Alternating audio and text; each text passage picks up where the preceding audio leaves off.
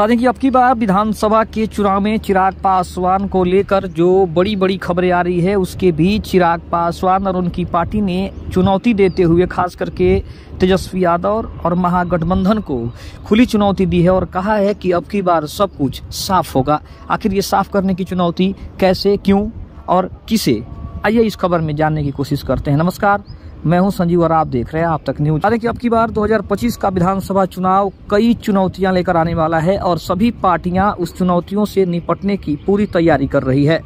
लेकिन सबसे ज्यादा चर्चा में रहने वाले नेता केंद्रीय मंत्री चिराग पासवान ने अपने एक बयान से और उनकी पार्टी के बयान से सभी को चौंका दिया है। हम बात कर रहे हैं तेजस्वी यादव, जो कि कभी बिहार के पूर्व उप मुख्यमंत्री हुआ करते थे। इसके अलावा महागठबंधन की जो एनडीए को खुली चुनौती दे रहा है। लेकिन इन सभी के बीच अब चिराग पासवान ने खुली चुनौती देना शुरू कर दिया है और उनका साफ तौर पे कहना है कि अब की बार के चुनाव में वो होगा जो आज तक कभी नहीं हुआ होगा। इसके अलावा अगर बात करें तो तेजस्वी यादव को लेकर भी चिराग पासवान ने बड़ा दावा करते हुए कहा कि तेजस्वी यादव के पास बिहार में कोई मुद्दा नहीं बचा है, क्योंकि कोई कमी है ही नहीं जो उनको कोई दूसरा मुद्दा दिखाई दे। और उन्होंने साफ तौर पर इस बात की ओर इशारा भी कर दिया है कि अब की बार तेजस्वी यादव हो या फिर महागठबंधन हो, सभी का पूरी तरह से सफाया होने वाला है। इसके अलावा अगर बात करें तो तेजस्वी यादव को लेकर भी उन्होंने कई तरह के दावे भी किए हैं। उन्होंने साफ तौर पे कहा है कि एनडीए की सरकार में किसी तरह का कोई दोष नहीं है, किसी तरह की कोई क्षति नहीं है।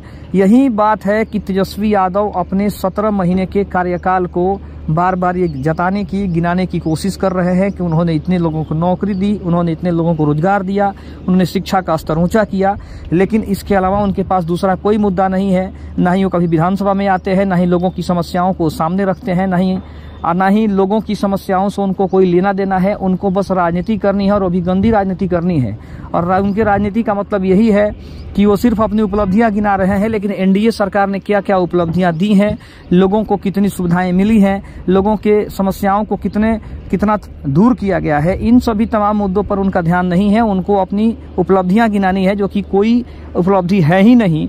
जो भी उन्होंने उपलब्धि गिनानी शुरू की है उसमें भी कहीं ना कहीं नीतीश कुमार का हाथ है। जब नीतीश कुमार उनके साथ मिलकर मुख्यमंत्री बने थे तो ये सारी उपलब्धियां उस समय की है, लेकिन अब वो नीतीश कुमार का क्रेडिट खुद लेना चाहते हैं और नीतीश कुमार को इसका क्रेडिट देना नहीं। लेकिन जनता इस बात को सोचती है, समझ चुकी है कि नीतीश कुमार के रहते हुए भी महागठबंधन ने जो भी किया था वो नीतीश कुमार के रहते हुए किया था।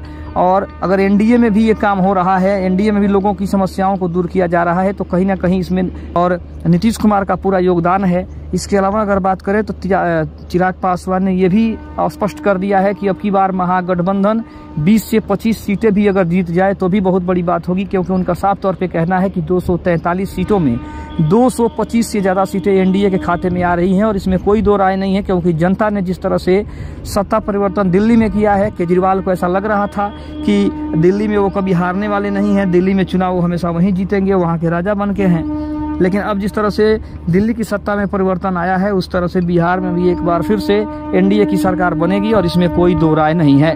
खबर कैसी लगी कमेंट में जरूर बताइएगा। तब तक के लिए धन्यवाद। जय हिंद, जय भारत।